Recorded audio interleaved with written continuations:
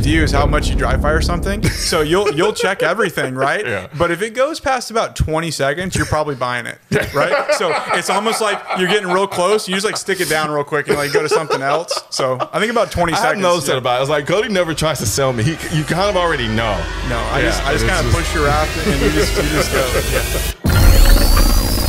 All right, welcome to another episode of the Colion Noir podcast, and today I have my good friend Cody. What's going on, man? What's up, man? Thanks for having me. Hey, I always talked about having you on the podcast whenever I got things underway. For me, I've been in and out of freaking gun shops for a long time now. Like I remember when I first started getting into guns, the first thing I wanted to do, I didn't have the money to buy them, so I was like, okay, all right, what can I do? So I thought, all right, I'm going to start going to all the gun stores around my area and ask them if. And my channel was cool, you know. It was like a little grown baby. I'd say, hey, I have this YouTube channel. And this is when YouTube was still kind of Wild Wild West. I got this YouTube channel. Can I do videos on some of your guns? I'll plug your. This is when you can actually like tag like gun stores and things like that in a video. And then most of them were like, fuck are you? Get out of here. Get the hell out of here. We're busy, man. Yeah. And at this point, and I never took it personal, but like now I get it. Like I understand. It's like they didn't know me for shit. Like it's kind of like, but I got lucky. There was a smaller shop, and I remember out in Houston. Owner was named Jaime, and he was like, yeah, he had a little class area where he just like teach the CHL stuff, and he would let me go back there with the guns. I'd do a little tabletop reviews and then be done with it. And that kind of is what sparked my kind of like gun review, like kind of career. But ever since when I moved out of Houston, kind of, because I still kind of live there too. But I'd go in and I'd have to say, man, you are probably one of the best gun store attendants I've ever seen. Oh, that's too kind. Thank you, though. And I remember I did videos where I talked about gun store attendant, like I did different gun store personalities and then people who would come into the gun store and stuff like that. But no, I've stood back and kind of like when I'm waiting for something and I'm in the shop, I would stand back and just kind of just listen to the way you handle customers and things like that. And I was like, man, this guy's good. This guy's good. I think if I had him, actually, you might not be. Because I think I would have spent way more money. Yeah, that's maybe I'm slacking a little bit. Yeah. Yeah. So I mean, like, so what got you into like what made you decide that this is what you want to do? You wanted to work at a gun store and sell guns. Man, it started really early in life. To be honest, not necessarily working at a gun store, but just my love of firearms. And when I was really young, I've always been a hunter, and I was given a lot of freedom with firearms at a younger age than probably most. But I had to show I was responsible. What would you say, like starting eight or so? Really? Or I was, walking around with an 8mm Mauser, zinging hogs when I was 8, unsupervised. So, but for me, I've always had a love of the outdoors. I've always loved firearms, and and obviously hunting. It's just the way for me to enjoy the outdoors the most. Yeah. And as I got older, I got just more into the bottom dollar of everything's force protection, no matter how you look at it, from a country scale to your home, to you walking down the street. And so it just always became, just such a yearn and a necessity for me to keep exposing myself to that kind of stuff and just get as proficient as I can and as knowledgeable as I can. And it's something I enjoy. So I guess that kind of started off mainly hunting and kind of a transition to a lot of different facets of it. But yeah. So I always wondered. So when you're behind the counter and you have a customer walk up initially, what's going through your mind initially? Like what are you assessing? What are you trying to figure out? So first thing, I'm going to assess their mood. Okay. So I see people on their buying toy days, and I see people on the day after the worst day of their life, and everywhere in between. So the first thing I do is just kind of get a judge of the person's frequency. Just how they're walking, what they seem like, and a lot of people when they walk in, they're gonna initially be pretty cold. They're going to say hello and kind of go about their. So I try to just be a little engaging, and if I have an opportunity to get a little humor in or something like that, I try to do that and make an effort to do that and just get people out of their shell a little bit. That. I try to, sometimes I don't listen like I should, but I try to really listen what they're coming in for.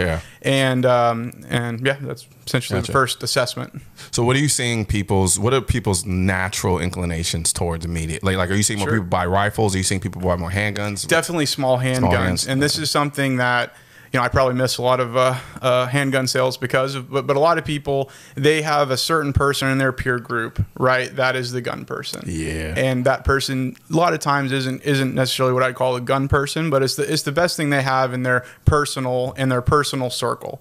And so a lot of times that person comes in with the people as well. And so a lot of times, you know, a small handgun is just and small revolver, you know, small little purse gun. It's just what's recommended for people, especially females, without really a thought of the application, you know. And so I'm full of silly, you probably you're tired of my analogies and whatnot, but I always try to, you know, just to paint the picture with something that a lot of people understand. So if someone's looking for, you know, a mudding truck and they're buying a Corvette, I'm going to tell them it. Right. And as succinctly as I can, and just kind of go from there. But you gotta know what the person's really, if the person's actually looking for advice or not. And sometimes I've found, which again, it will kill some quick sales, but for me, spending the effort and brain power of really recommending what various professionals in the world might recommend the tool for that specific job. And a lot of times it has to sit there for a while, sometimes for a couple days or weeks, and then the logic comes with it. They just they gotta, you know, get certain things out of their head that they've been told by, you know, usually people in their peer group. And a lot of times with very basic examples and explanations, you can kind of lead them to water on it. But it's always weird to me because I have been there and I've heard people come up and kind of give the same rhetoric of this person said I should get this small gun, and I always wonder, where the hell is this coming from? Well, like, so, and it's not always bad. It's not always bad. You know, like, you know, regardless with, you know, how our country is now and the problems we have, whatever, like this country, people have enjoyed the golden age of existence that humans ever have. And so because of that, sure, everyone's had somewhat of a need for a gun, right? But realistically, people can get by with a lot of decisions, and it's okay simply because they live in an environment that they're probably not going to be needed, right?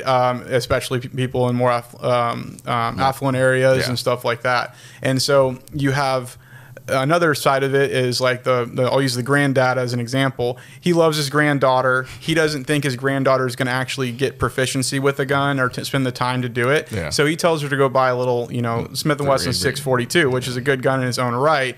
But that, of course, that first day to the range, like, I hate this thing. She doesn't want to go shooting ever again. And it's all about getting people equipment that they enjoy building proficiency with. You know, that's what I'll debate. You know, I'll debate calibers all day long with people. Like if I have to go through terminal ballistics of 410 again with someone, I swear. Like, but anyway, but you know, getting someone a tool that when they go to the range, they have a very positive first experience, and they have that big hurdle, right, to get over, because it's intimidating for a lot of people, and that's something I have to remind myself of, especially if guys have been shooting their whole life, right? I mean, it's just like driving a car. It's not a big deal. But that's the biggest thing I really try to get people to purchase is something that they're going to actually enjoy spending the time getting proficient with it, and that can be a lot of different stuff, right? But that's the biggest thing I think that it should be the goal of most people, right? Is get something they're actually going to spend time getting proficient with. I think that's a good point, because I think you're right. Like a lot of times you get people come in who they get their first gun and it's like, well, I got a gun to get it, and then they go and shoot it and they're like, I hate this thing. Yes. And now it's kind of like you have to, like, you're almost like on a corrective course. Yes. Do you ever see a time where you would recommend someone? Now, I'm going to ruffle some panties here, but sure. Do you ever see a time, like, is there a person who you would recommend for first time, say for instance, a 1911? And if so, why? If not, why? Sure. I mean, not necessarily. Like some people, you know, if their first experience is a 1911 or a 2011 or something like that, and that's just what they have their heart set on, it's not something I would talk them out of. But I think there's for people who are into the weapon aspect of this, I think your blinders should really be on a striker fire 9mm handgun. So you think we're at a time now with firearm technology where it makes, like, striker fired is the kind of gold standard. I would have the ranch truck before the Lambo, right? For a lot of reasons. For a lot of reasons, right? Analogy. And if I need something, you know, if I'm getting into firearms specifically for I want to go shoot steel matches with my buddies, has nothing to do with really anything but that, or the gamer stuff. That's cool, and that's where I might show someone a single action gun first, for sure. I think as far as overall weapon using and like firearm manipulation, like a striker fire pistol is you know, an obvious thing that you should really spend time on being proficient with. And manual arms, I mean, I have customers examples where guns with grip safeties and all that, people who again aren't gaining proficiency in the gun, they have actual situations where they need to use the gun and the gun locks up, and when you're scared, you drop the gun and go to something else. Right? I mean, it's one of those things that's a real thing, and it's not relevant to people who gain proficiency. If you have 5 manual safeties on a gun, if those things are out when it's out of the holster and on target, cool, the gun's going to work. But realistically, most people, you know, that's just not what to bet on. I've actually, you just reminded me, I had a video in the works that I need to write the script on, and it's about, you know, there's this dichotomy, for me at least, where the 1911 is the safest, most unsafe safe gun on the market. No, it is. Yeah, right? I mean, I inside the waistband a try 11 sometimes, dude. Like whatever. But it's one of those things where I think you have also a lot of generational law enforcement, right? That where, you know, Glocks were going off in holsters when they swapped to Glocks. That's a reliancy on a manual safety and poor gun handling, right? And you might have a similar effect with the 320 right now, right? Where going off, right? It might just be something like that, but.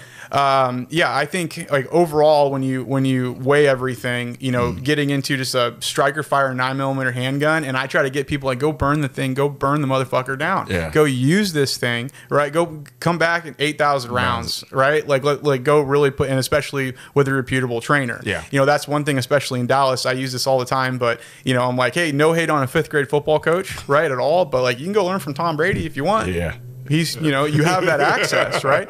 And so getting people just thinking really, really logically like that and kind of straight line. And that's where, you know, especially when I was younger, if I walked into a gun store, if I have $800, right? I'm like, how many guns can I get for $800? Now I want to liquidate these 18 guns for one optic, right? On this gun. Dude, people don't understand, man. Like, I did a video like don't get into guns. The real video should be don't get into optics. Because, dude, it gets... don't get into shooting at nighttime. There's that, too. There's definitely that. Are you getting a lot of people coming in asking about night vision stuff? Because I mean, you guys always carry everything, basically. No, for sure. So I've been blessed where, you know, we just got awesome clientele that, you know, like, 2nd, 3rd generation type clientele, and we have always done our best, especially in the hunting community, to have all the latest greatest. So that's of course my main hobby and passion. So I've been somewhat successful about selling that kind of equipment. So I'm proud to say I'm one of the guys in Dallas for sure for, you know, night vision and thermal. Thermal is more applicable for hunters and most people, what they're interested in purchasing, but we sell a good amount of dual tubes and single tube night vision as well, a little bit of clip on, but thermal is definitely the main priority for what people buy. See, because I don't know why, I guess I came through the front door of just night vision. So I haven't even jumped on the thermal game.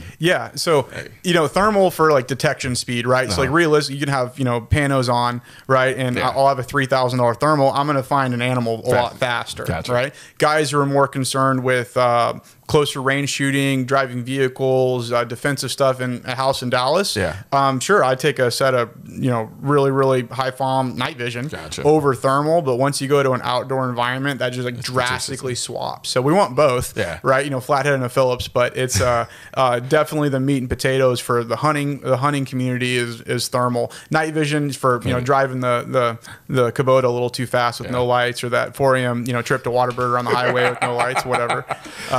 Now, okay, so from a hunting, you're big on hunting hogs. Yes. Right. Understatement of the year, right? So what is your favorite way to hunt hogs?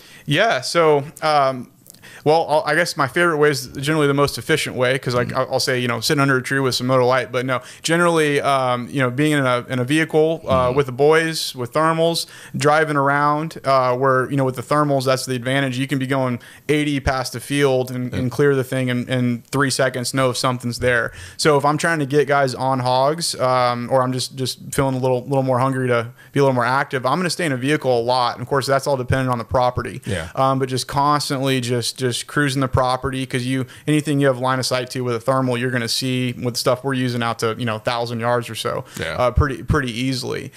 So that's the most efficient way. Sometimes I love just you know, just relaxing, sitting in a blind, just like any normal guy. But most of the time, you know, nowadays I feel like more like I'm a hog guide with my buddies versus like hunting with them. So because you're kind of they're all you know bullshitting and you know showing each other videos, and I'm the only one looking for the fucking thing. Gotcha. So generally, so what is your favorite? First of all, from a caliber standpoint. Sure. So let's start with the caliber, then we'll get into the platform. Okay. So from a caliber standpoint, which because I'm trying to set up a hog gun. I'm going back and forth about what kind of setup I want to do. Yep. Right. From a caliber standpoint, what is your favorite caliber to shoot hogs with? So here we go.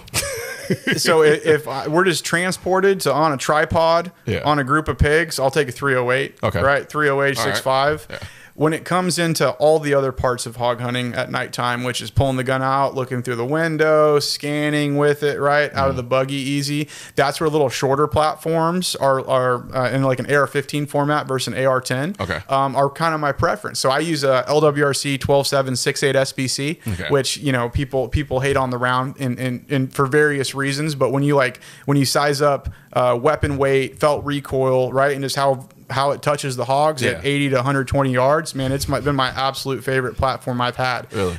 Recent years, you know, I'm usually hunting with a belt-fed 5.56 just for fun. Yeah, but how does 5.56 fare on hogs? It fares fine. So like a lot of.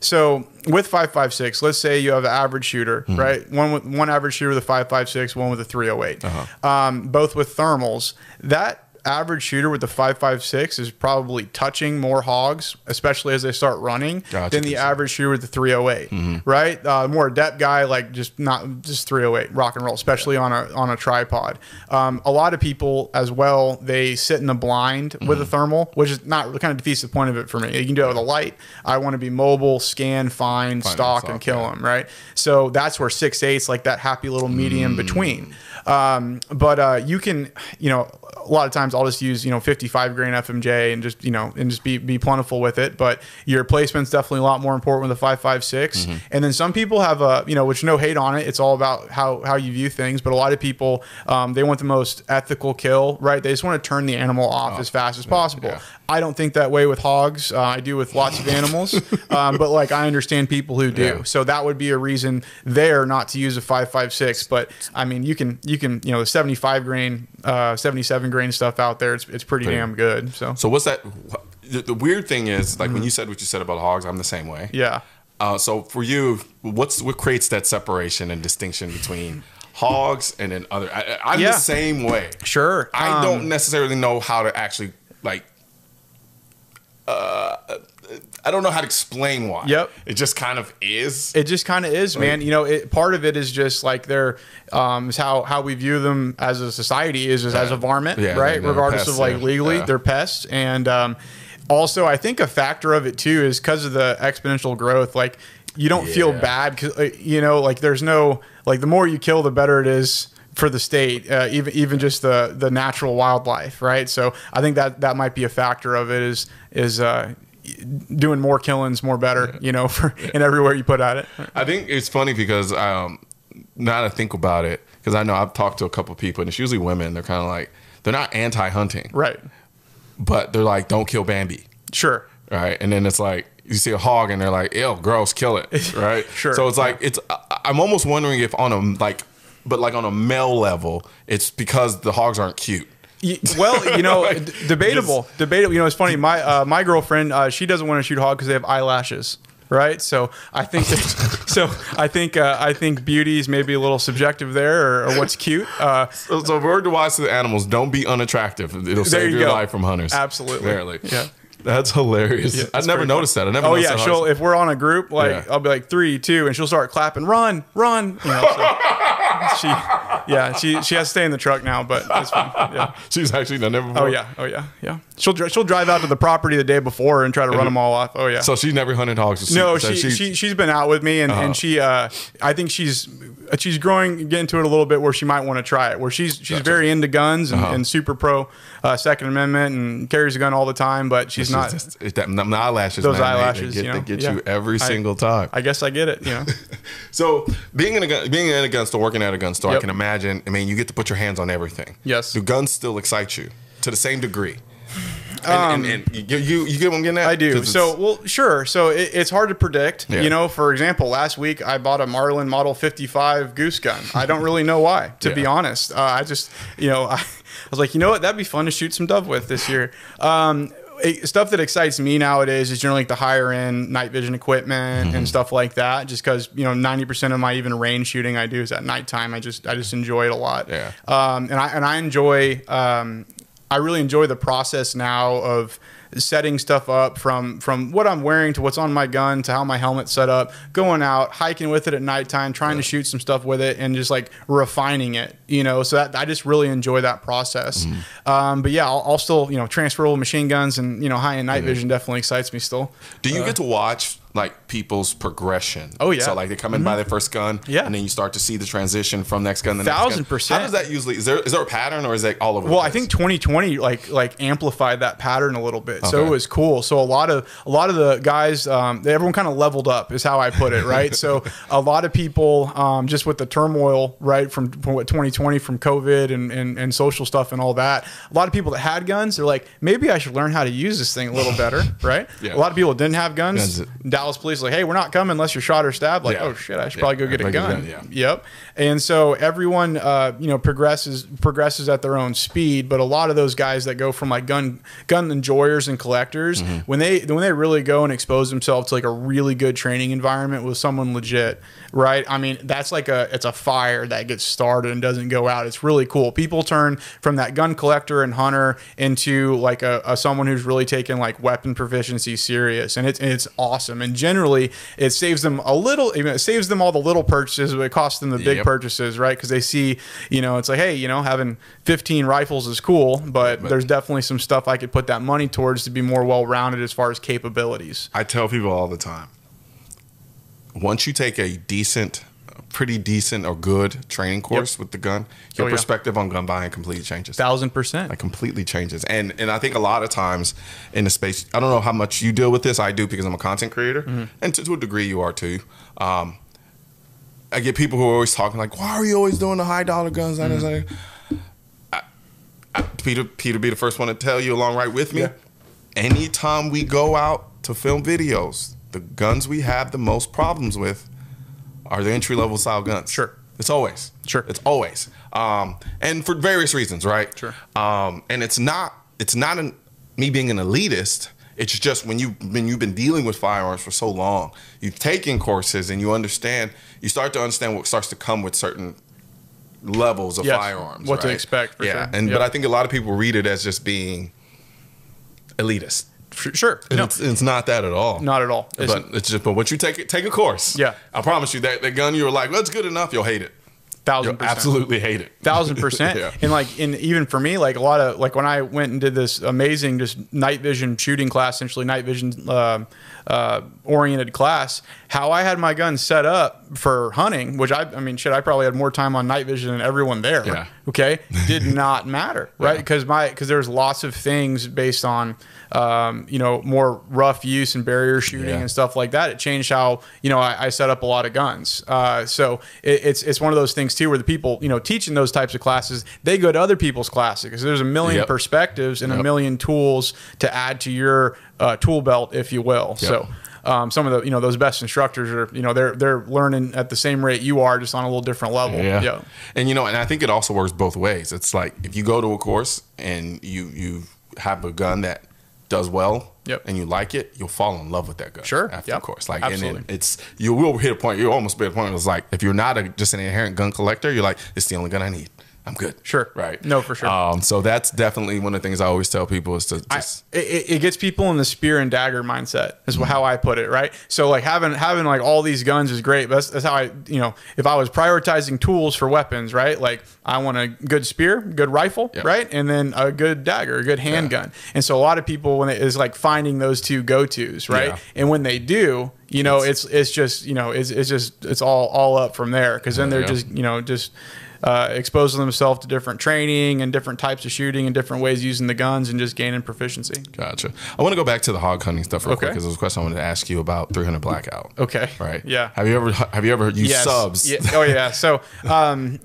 So for example, like we could go and shoot hogs with an MP5, right? And it's just going to be more, you know, 9mm or 45 or whatever. It's going to be a lot more dependent on placement, and then on certain stuff, it's going to be a little iffy as far as penetration, especially at like distance, right? So like, for example, you could, you know, have a 45 sub gun with standard FMJs, and you could touch 10 pigs at 40 yards and they're all running off, right? Versus using like a specialty hard cast ammo where you're at least driving that spear hole.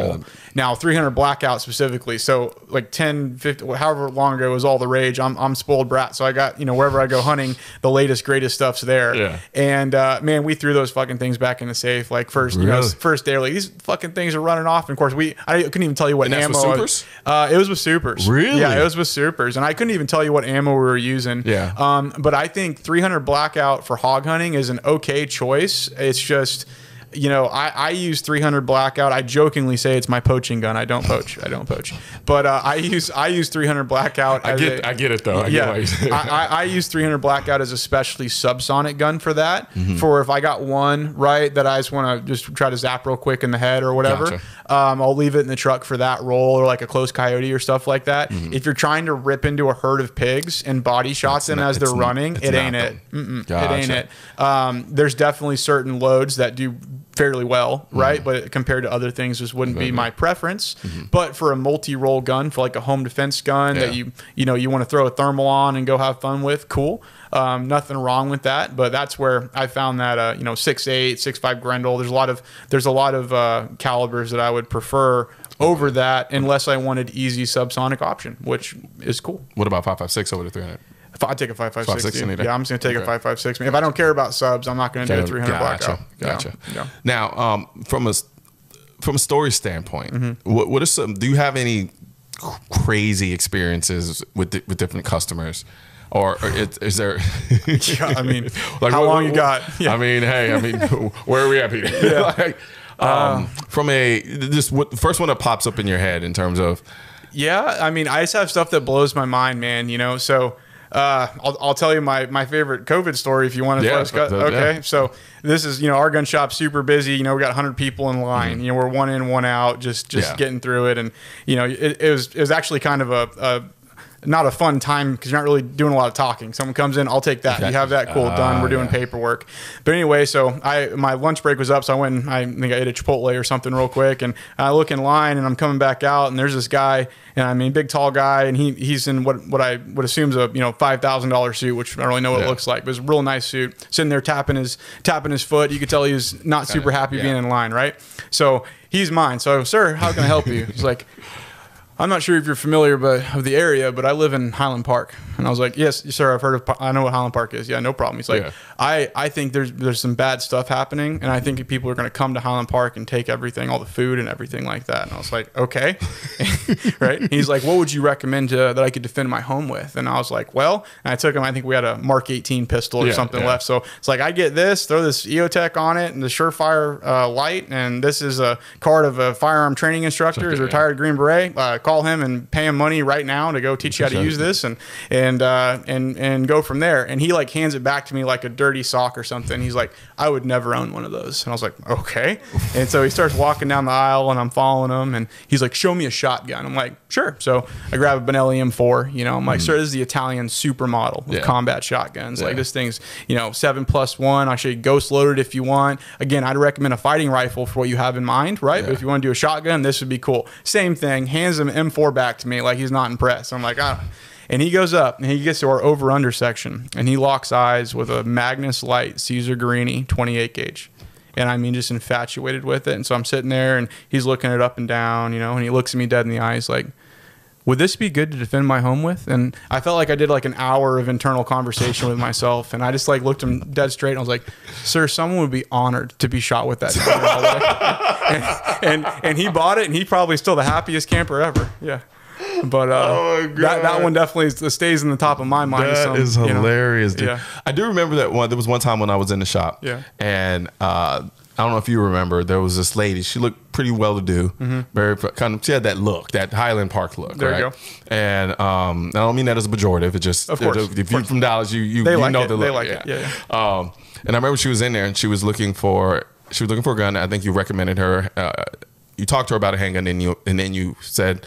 You kind of switched it and started talking about an AR platform. And when you were talking about the handgun, I could tell she was very, like, she wasn't a gun person. She wasn't, you would almost give her the anti-gun kind of presentation, right? Kind of like, I'm just from, I got from Cali, now I'm in Texas. I think I need a gun because everybody has a gun, so I guess I'll just do this. Right. And I'll get, and she was very receptive. She wasn't rude or anything like that. But I remember the fucking light switch just flipped when you recommended an AR, and she was like, "Oh no!"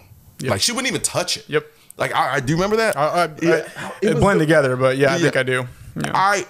I don't. To this day, I'm processing in my head. I'm like, yo, people really do have this thing about the AR platform. They do. It's been programmed into them. Yeah. And it's it's strange because people really think a handgun and a rifle is for different things. Like sometimes you really gotta. You'll have people like I don't want to have to kill them. It's like no.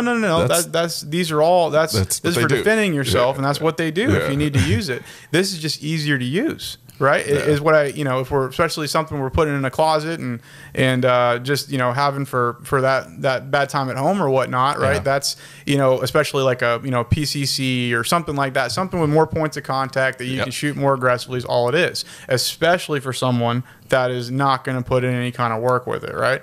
And there's definitely just that thing with the AR that people got to get over, and it's probably comes from a lot of different things. But I think the only way you really address that is re-education of people at an early age, man. Because it's I demonized. Because watching her, I could tell it wasn't fear of the actual gun; it was ideological. Yep. It was ideology. It was like almost like if my friends ever knew I had something like that, they kicked me out of the group, kind of a thing. It's crazy. It's the weirdest thing in the world. So now we had the guy who bought the over-under shotgun. Yeah. Is there a type of customer that you don't like? Well, man, any that I don't like. I guess the kind that doesn't buy anything. Yeah. No, I mean, it is what it is. So like a lot of times, and it's not necessarily a bad thing because these people generally still buy stuff from us, but a lot of people will take up a lot of my time or a lot of counter guys' time, which is what we're there for, right? And especially these are the more adept, or more really into gun people, right? And then they will do their absolute best to do business wherever it's $1 cheaper, right? Gotcha. Which in the online sales world, it's just hard to compete for a lot of brick and mortars for a lot of stuff. And that isn't, and generally those types of guys, they buy small things at your local shop. So that's the big thing is when, all you can trust is, here in 20 years, when all you have is sniper hide, okay, and, and stuff like this to get your info, a lot of the brick and mortars, not just you got some real real practical knowledge and people that sell this stuff all the time. He's like, why do you think these the barrel on this judge might fly off? It's like, well, I've seen 8 so far this year. Okay, that kind of thing. And so that not necessarily like I don't like those customers. Just sometimes that's taking me a little. You're especially if I got 4 or 5 people waiting on me and I'm not giving you the cold shoulder and I'm sitting there and I'm spending as much time as you want.